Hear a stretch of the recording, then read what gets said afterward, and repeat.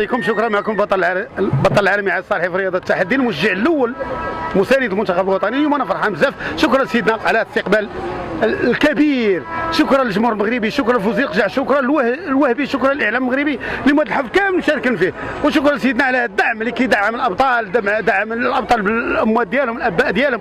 اليوم الحمد لله فرضنا راسنا، مشينا لبلاد اصعب قاره في كره القدم العالميه هي القاره الامريكيه، البرازيل، الارجنتين، الشيلي، وجينا الكاس من تما.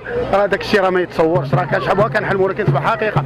كثره الثقه، شكرا لقجع على المجهودات اللي قام، جاب مدربين في مستوى من برا، خطينا من الخبره ديال برا، ولات عندنا كره براويه ماشي كره مغربيه، العقليه تطورات، ولينا كنلعبوا كنلعب البارسا.